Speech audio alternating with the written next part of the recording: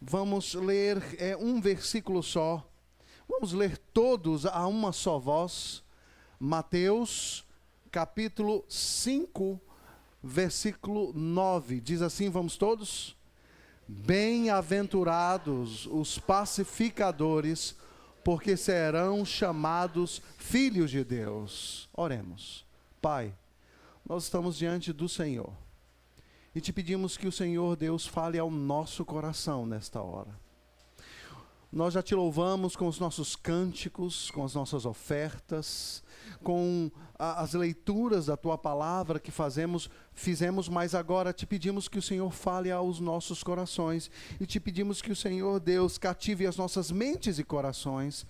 Elas naturalmente vagueiam, mas te pedimos que nós estejamos focados para ouvir a tua palavra, a tua voz na tua palavra.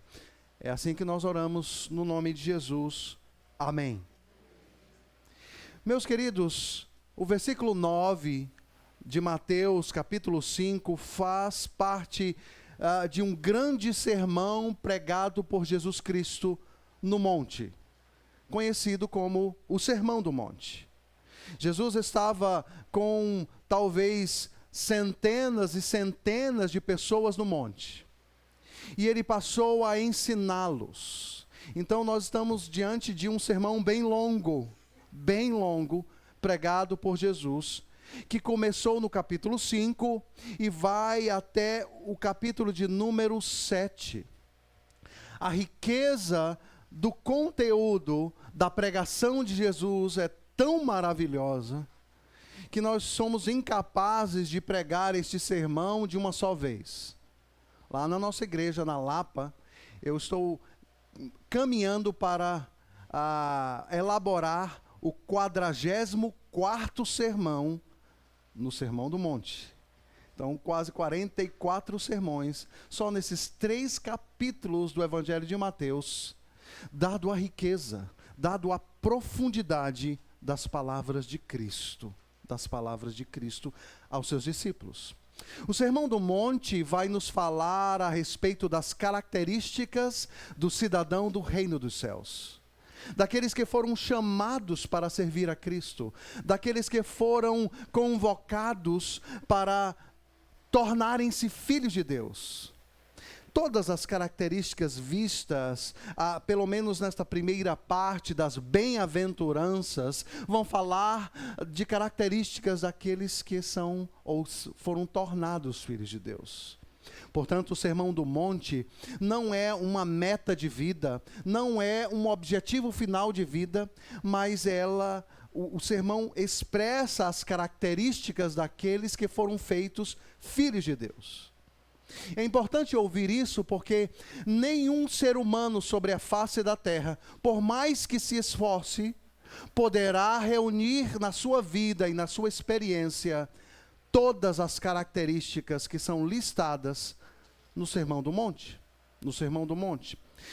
Por exemplo, nós temos todas as bem-aventuranças, quando diz, bem-aventurados pobres de espíritos, porque deles é o reino dos céus, bem-aventurados que choram, porque serão consolados, bem-aventurados mansos, porque herdarão a terra, bem-aventurados os que têm fome e sede de justiça, porque serão saciados, bem-aventurados os misericordiosos, porque alcançarão misericórdia, bem-aventurados limpos de coração, porque verão a Deus. Bem-aventurados perseguidos por causa da justiça, porque deles é o reino de Deus. Bem-aventurados são vocês, quando por minha causa os insultarem, os perseguirem, e mentindo disserem todo mal contra vocês. Alegrem-se, exultem, porque é grande a sua recompensa nos céus, porque assim perseguiram os profetas que viveram antes de vocês. Essas são as características dos cidadãos do reino. O Sermão do Monte, então, vai falar, em primeiro lugar, a respeito do ser discípulo de Jesus, e depois, o que fazer sendo um discípulo de Jesus. E tudo isso é pela obra sobrenatural do Espírito Santo de Deus. Nenhum homem sobre a face da terra, por melhor que seja, poderá produzir em sua própria vida as características do cidadão do reino dos céus. Dito isso, queridos, nós estamos então diante de uma dessas diversas características. Felizes são os pacificadores, porque eles serão chamados filhos de Deus. Temos pelo menos duas dimensões ou aspectos do ato de ser um pacificador. Duas dimensões. E aqui alguns autores ou estudiosos saltam para tratar daquele significado ou daquela dimensão que nos é mais óbvia. Um pacificador é aquela pessoa que está querendo estabelecer a paz, né?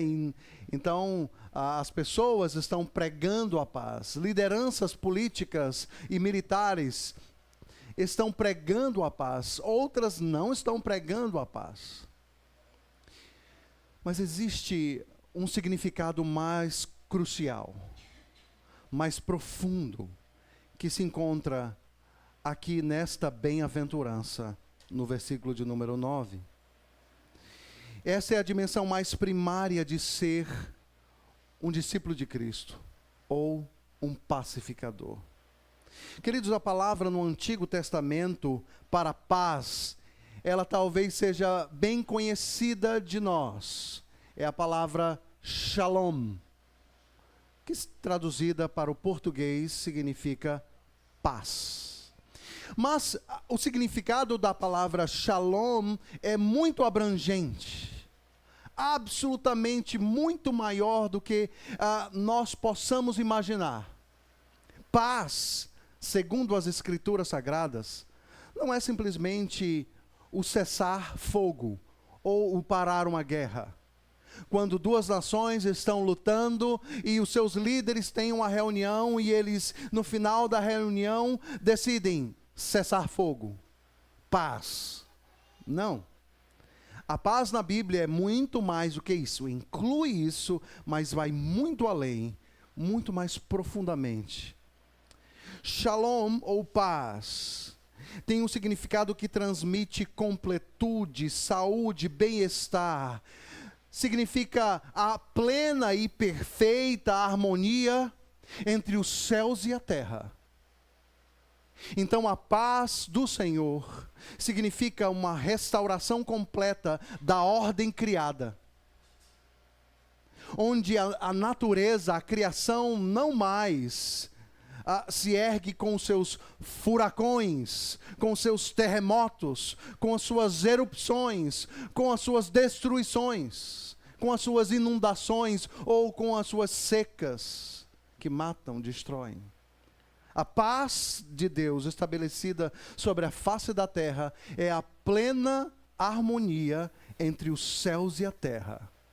Os céus e a terra. E aquilo que existia, ainda que parcialmente antes da entrada do pecado no mundo, no jardim do Éden. A perfeita harmonia entre os céus e a terra. Mas mais do que isso, a perfeita harmonia e amizade ou relacionamento entre a criação e o seu Criador, entre os homens e Deus, entre os homens em seus relacionamentos. É isso que significa a paz na Escritura Sagrada. A lógica de Jesus no verso 9 não é difícil de ser seguida. Deus é descrito como o Deus da paz. Como tal, ele mesmo foi quem estabeleceu a paz através de Cristo Jesus. Portanto, os filhos de Deus, quando são tornados filhos de Deus, possuem a característica de pacificadores. Pacificadores. Portanto, a paz é parte do caráter de Deus. de Deus, isso faz parte daquilo que Ele é. Ele estabelece essa plena harmonia pelos atos da sua criação. Da sua criação. Ele está falando primariamente, então, sobre, não simplesmente sobre cessação da hostilidade entre o homem e Deus, mas ele está falando de fato, ou se dirigindo ao fato de que o homem agora em pecado e caído, está em inimizade com Deus. E quando somos filhos de Deus, ou pacificadores, somos usados para estabelecer a paz entre Deus e os homens. O que Cristo está querendo nos ensinar, aqui no versículo 9, quando Ele nos chama de pacificadores, ou felizes são os pacificadores, é que uma vez tornados filhos de Deus, somos chamados para estabelecer, primariamente, uma guerra que se processa no coração de todos os seres humanos. Somos chamados como igreja para estabelecer a paz primária, para cessar a guerra que se encontra no coração humano. Queridos, as implicações ou as aplicações dessa primeira dimensão, de olharmos para a palavra pacificador como um chamado de Deus, para que através da pregação do Evangelho, a inimizade ou a guerra que se processa no coração de um homem em rebelião contra Deus, cesse, é poderosíssima. Vamos pensar. Vivemos num mundo cheio de guerras, não é verdade? Existem muito mais de 50 guerras acontecendo ao mesmo tempo.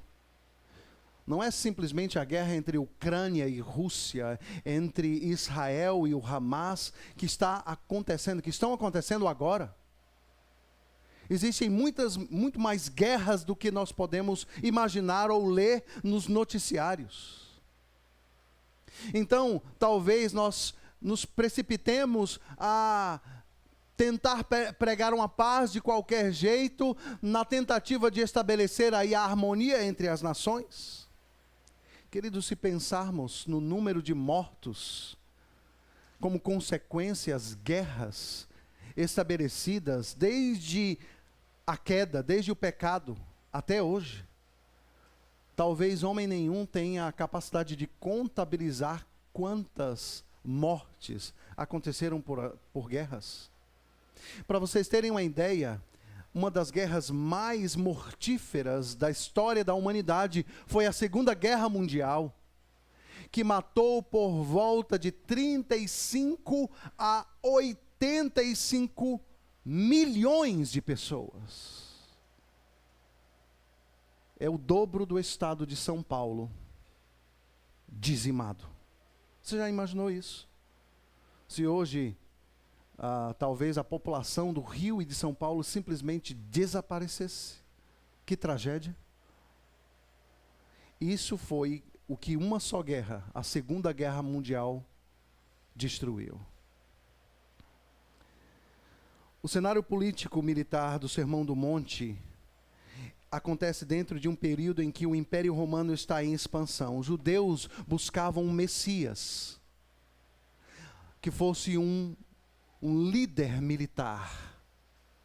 Quando Jesus fala, bem-aventurados pacificadores, talvez eles estivessem ali animados, entendendo que Jesus seria este dirigente, este coronel, este comandante militar que estabeleceria a paz sobre a face da terra. Mas Jesus estava falando de algo muito mais profundo.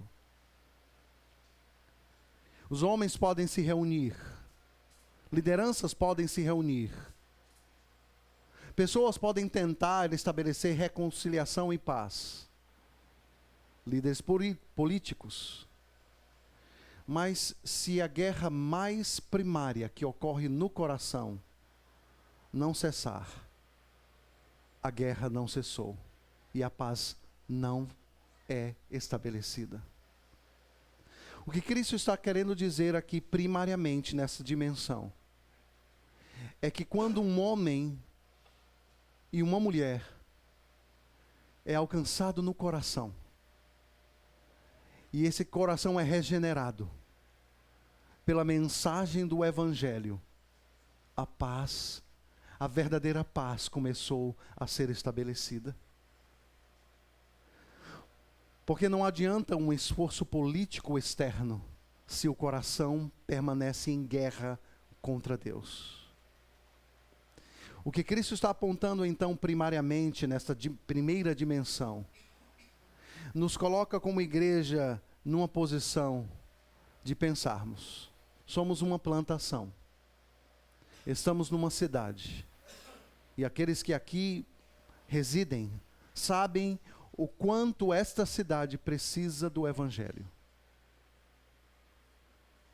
Mas a primeira aplicação desse texto para nós é: quanto mais esta igreja avança, quanto mais pessoas são alcançadas, quanto mais as famílias que aqui congregam comecem a olhar para o colega do trabalho, o vizinho, aquele amigo da padaria, aquele colega de trabalho, da faculdade, da escola, como pessoas que estão em guerra, e agimos como pacificadores, como? Transmitindo ou pregando o Evangelho de Jesus Cristo, e pessoas então são alcançadas. Essa igreja é a bem-aventurada e feliz, porque Deus está usando essa igreja como pacificadora de uma cidade que está em guerra no coração. No coração. Percebem o poder da mensagem do Evangelho? O Evangelho é a mensagem mais poderosa sobre a face da terra. A única mensagem capaz de fato, estabelecer paz. Você quer paz?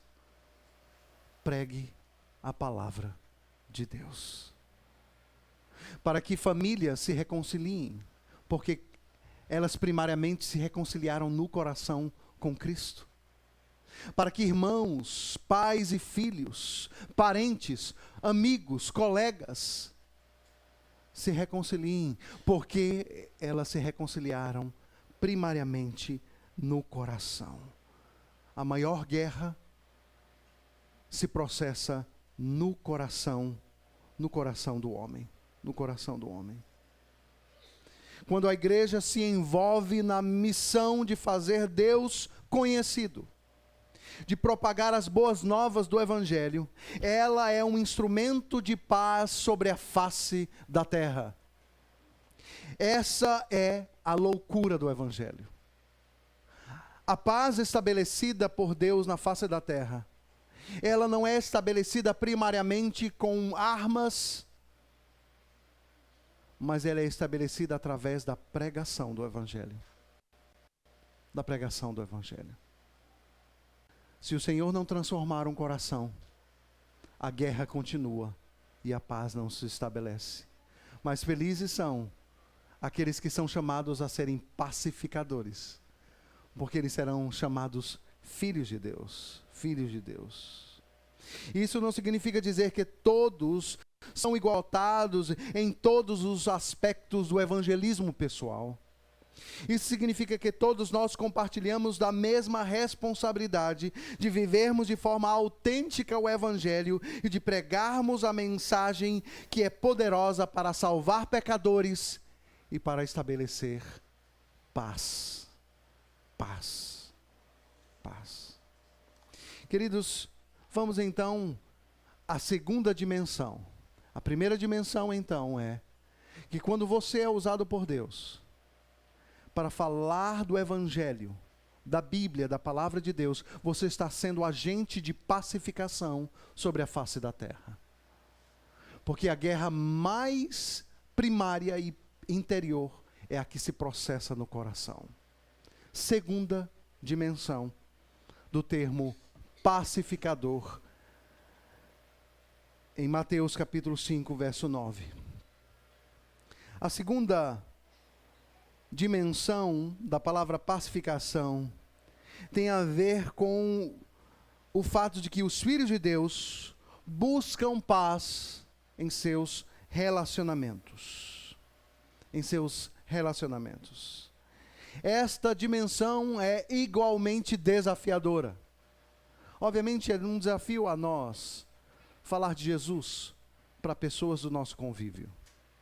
Talvez você esteja convivendo com pessoas que talvez nem saibam que você é um cristão. E é um desafio para todos nós sermos pacificadores nesse sentido, mas estabelecer a paz entre pessoas também não é um exercício fácil. Queridos, muitas igrejas são destruídas internamente porque líderes e membros fogem desta responsabilidade de agirem como pacificadores, de estabelecerem a paz entre nós, entre nossos relacionamentos. Não podemos esquecer aquilo que o apóstolo Paulo escreveu em sua primeira carta aos Coríntios, no capítulo 3, verso 17, para falar a respeito da seriedade de quando uma igreja começa a trilhar um caminho de litígio, de brigas, de fraturas, de desavenças, de tensões relacionais. E esta é a grande tendência, porque somos pecadores. Porque muitas vezes pensamos diferentes, queremos coisas diferentes, e porque queremos coisas diferentes, começamos a criar tensões. E nós precisamos agir como pacificadores para estabelecer a paz. Paulo diz: se alguém destruir o santuário de Deus, Deus o destruirá, porque o santuário de Deus, que são vocês, é sagrado. Então Paulo e a Escritura Sagrada vê o problema dos relacionamentos, das fraturas, das brigas, das divisões internas na igreja como algo extremamente grave. E aqui há uma grande palavra para todos nós. Indiscutivelmente Deus tem abençoado a igreja Betânia. Nenhum de nós tem dúvida disso. Mas, queridos, estamos numa guerra espiritual. E o inimigo das nossas almas não está feliz com as grandes coisas que o Senhor tem feito no meio de vocês. E a palavra que Deus nos traz hoje, não somente a nós aqui da Igreja Betânia, mas como da Igreja da Lapa nós devemos nos esforçar diligentemente para buscar relacionamentos amorosos, para estabelecer a paz no nosso convívio, dentro de casa, dentro da igreja, dentro do trabalho, dentro da faculdade, dentro da escola. Esta segunda dimensão carrega alguns aspectos. E o primeiro é que ter paz com Deus não significa desfrutar plenamente da paz na realidade presente. O que nós estamos ensinando aqui não significa dizer que uma igreja nunca terá um problema relacional. Não, somos pecadores. Talvez você fale com alguém de uma forma áspera e ali comece uma briga. Mas a Bíblia nos chama e nos exorta a entender o nosso DNA e o nosso caráter, ou as características dos filhos de Deus que carregam em si o fato de que somos pacificadores. E com isso na nossa identidade, o ponto é que eu não posso viver e manter um relacionamento quebrado. No que depender de você, estabeleça paz, estabeleça reconciliação, peça perdão e estenda o perdão. Enquanto o pecado habita em nós, existirá uma dimensão do já, daquilo que Deus já fez em nós, e do ainda não. De como nós diligentemente precisamos buscar a paz uns com os outros. No que depender de vós, tende paz com todos os homens. No que depender de vós, diz Paulo escrevendo aos Romanos no capítulo 12, verso 18. O shalom de Deus, não será estabelecido plenamente até a consumação final da história, que ocorrerá com a volta de Cristo. Até lá, nós todos diariamente devemos nos esforçar por estabelecer a paz, entre nós. Um segundo aspecto, o primeiro é um já e um ainda não, que nos chama a nos esforçarmos. O segundo aspecto, ter paz é mais do que a ausência de conflitos. Muitas vezes precisamos encarar os conflitos de uma forma construtiva. Talvez você seja tentado a dizer, olha, pastor, eu sou da paz, eu não gosto de briga. Então, quando uma briga começa a se fazer dentro de casa, eu simplesmente saio de perto, eu não quero briga, eu evito a qualquer custo uma discussão, uma briga. Porque eu me conheço, se eu entrar numa, é difícil eu sair. Não sei se você já ouviu isso, ou se você já experimentou isso. Um segundo aspecto dessa característica de ser um pacificador é que nem sempre evitar o conflito será estabelecer a paz. Mas enfrentar ou estar de frente, face a face, com o conflito, será o caminho para estabelecer a paz.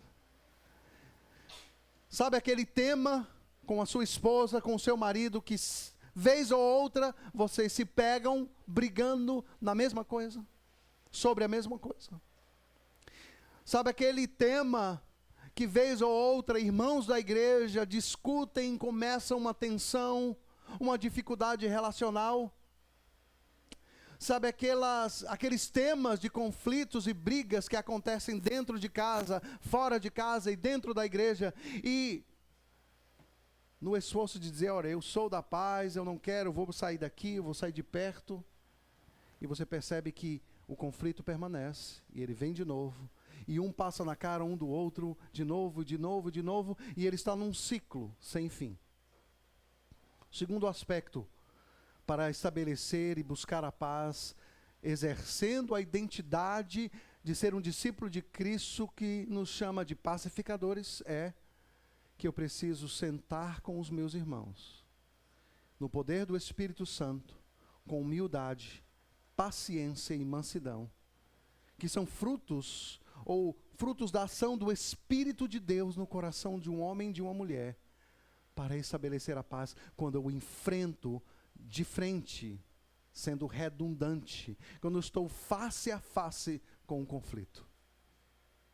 Isso faz diferença na vida de um casal. Quando eles estão discutindo sobre o mesmo tema ao longo dos anos, talvez eles nunca jamais sentaram para tratar as coisas de uma forma bíblica. Nós precisamos muitas vezes, para estabelecer a paz, entrar na guerra. Ou sentarmos para entrarmos dentro do conflito, para reconhecermos as nossas próprias falhas. Somos hábeis em reconhecer a falha no outro, mas quando nós começamos a olhar para o nosso próprio coração, as coisas começam a mudar. Senhor, eu de fato não estava enxergando o quanto, na minha tentativa de estabelecer paz, eu na realidade perpetuei a guerra. Nós somos chamados através desse texto a enfrentar, a estarmos frente a frente com conflitos, no intento de buscar a paz, de confessar pecados, de estender perdão e de pedir perdão. Um terceiro aspecto desta segunda dimensão de ser um pacificador, de estabelecer paz dentro dos relacionamentos, é que existe uma dimensão ou um aspecto mais subjetivo. E aqui eu trago uma ilustração de um pastor que escreveu um comentário sobre o Sermão do Monte, o nome dele Daniel Doriani. E ele compartilha uma história de que ele, junto com o conselho, decidiu que o culto se estenderia por mais 15 minutos. Eles tinham um culto de 1 hora de extensão e eles disseram, olha, vamos estender um pouco mais o culto, está muito corrido. E aí, quando ele estendeu o culto 15 minutos, ele percebia que um irmão em particular se levantava 11 em ponto, saía e ia embora da igreja. Aí no domingo seguinte, 11 horas em ponto, o culto era de 10 às 11, 11 horas em ponto ele se levantava e ia embora. E aí o pastor começou a lutar no coração dele. E ele começou a pensar, você viu aquele irmão? Eu acredito que ele está bravo comigo, porque eu aumentei o culto 15 minutos. Será que não pode ficar na igreja 15 minutos só? E por isso tem que sair da igreja 11 horas, ao invés de 11h15. Então perceba que existe um aspecto subjetivo, onde nós estamos interpretando a atitude ou as ações do outro. Até que a mulher do pastor, em conversa com a esposa daquele rapaz, descobriu que ele exercia um cargo importante. Ele era alguém que precisava trabalhar em termos de manutenção da vida. Então ele precisava se ausentar da igreja às 11 horas, porque ele tinha um compromisso. E aí, em alguns dos cultos, o pastor inverteu e começou com a pregação. E aí, a mulher dele disse para a mulher do pastor que ele estava muito feliz, porque ele queria ouvir o sermão todo, mas esse compromisso que ele tinha durante aquele período, que o forçou a fazer isso, deixou ele triste por aquela ausência de 15 minutos, mas o deixou feliz quando o pastor trouxe o sermão um pouquinho mais para trás. E aí o pastor aprendeu que existe um aspecto em que somos tentados a interpretar as ações dos outros. Talvez você já tenha sido tentado ou tentada a achar, olha, aquele irmão está bravo comigo, ele não fala comigo, não falou comigo no domingo, não me cumprimentou. Ele deve estar bravo, e aí a sua mente floreia e vai embora, pensando. Interpretar os motivos de uma pessoa sem consultá-la é uma das maneiras de subverter a paz. Você começa uma guerra no coração e você nem sabe da realidade do que está passando na vida do outro. Quando você precisa chegar até o outro e perguntar de forma amorosa a respeito daquilo. Mas se temos paz com Deus, podemos nos liberar de preocupações a respeito de coisas tão pequenas. Paulo, queridos, nos dá 3 ingredientes para exercitarmos a paz no meio da igreja, dentro de casa e fora de casa. Quando ele escreve a sua carta aos Efésios, no capítulo 4, quando ele começa a falar sobre a unidade que tem tudo a ver com pacificação em termos de relacionamentos, ele diz: rogo-vos, pois, eu, o prisioneiro do Senhor, que andeis de modo digno da vocação a que fostes chamados, como filhos de Deus, com toda humildade, mansidão e paciência. Com toda humildade, mansidão e paciência, suportando-vos uns aos outros em amor, esforçando-vos diligentemente por preservar a unidade do Espírito no vínculo da paz. Você quer viver relacionamentos que honrem a Deus dentro de casa e fora de casa? Nutra as virtudes cristãs da humildade, da paciência e da mansidão, sem os quais continuaremos a guerrear entre nós. Não é difícil? O outro pecou contra você. Qual a lógica na nossa cabeça? Que ele venha falar comigo. Ele pecou contra mim, então venha você me pedir perdão. Não sou eu que tenho que pedir perdão. É errado? A Escritura Sagrada em Mateus, no capítulo 18, diz: se alguém pecou contra você, vai até aquele que pecou contra você, para estabelecer a paz.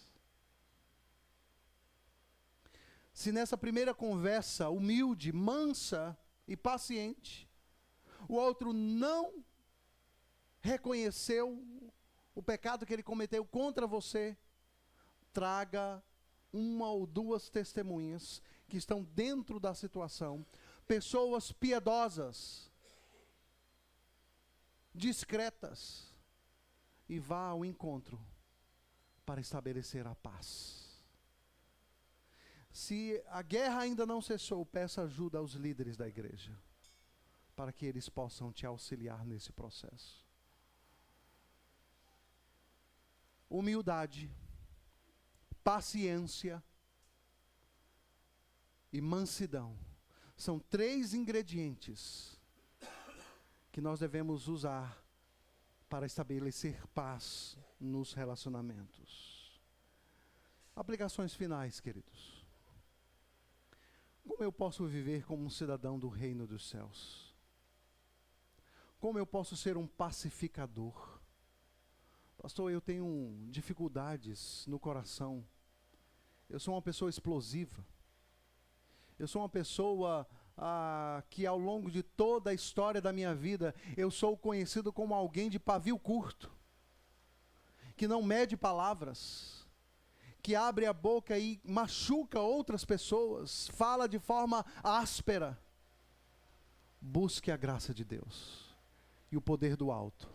As suas forças não são capazes de transformar o seu coração. É só Cristo na sua vida. Este texto nos fala a respeito de que se isso é uma característica que simplesmente não faz sentido para você, talvez você precise de um encontro real e pessoal com Jesus Cristo. Porque é só a obra do Espírito Santo, é só a presença de Cristo no coração do homem que o faz gradativamente, progressivamente, ser um pacificador, ser alguém com mansidão, com paciência, com humildade. Humildade. Não é um caminho simples, é um caminho árduo, difícil, mas a presença do Espírito Santo, a presença de Cristo é poderosa, para que nós possamos experimentar na prática o que significa ser um pacificador. Queridos, eu tenho quase 20 anos de ministério. No dia 27 de dezembro, eu vou estar completando 20 anos de ordenação ao ministério. Estou ficando velho já. E ao longo desse tempo, eu tenho visto na minha vida pastoral, ministerial, milagres.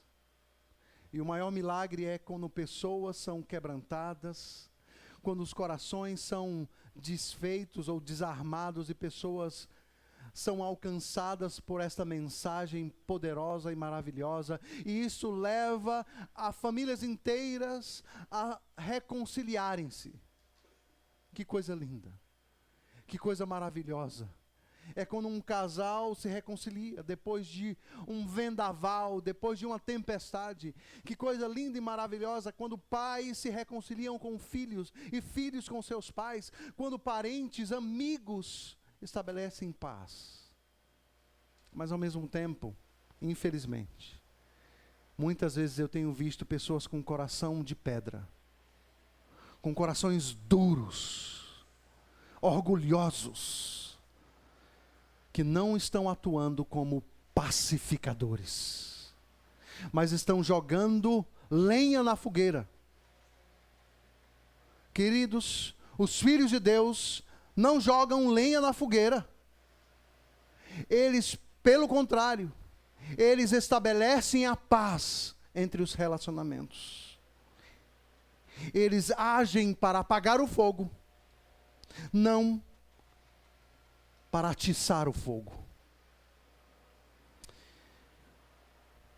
Mas você precisa de humildade, mansidão e paciência para experimentar essas coisas.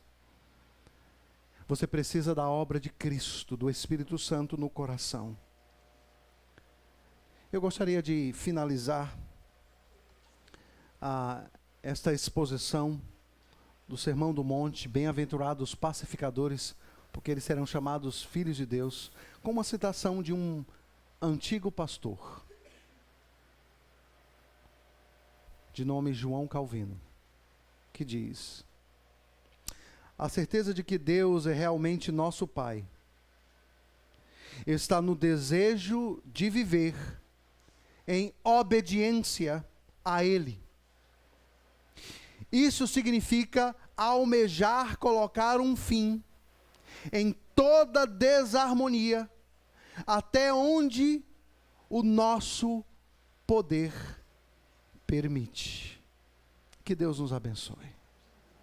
Que sejamos uma igreja pacificadora, tanto para propagar a mensagem do Evangelho, como para buscar a paz e a unidade do Espírito entre nós.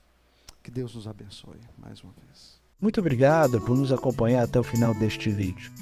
Para receber mais reflexões e ficar por dentro dos próximos conteúdos, te convidamos a seguir as nossas redes sociais que estão na descrição. Alguns vídeos aparecerão na tela caso queira continuar nos assistindo. Abraço e até a próxima.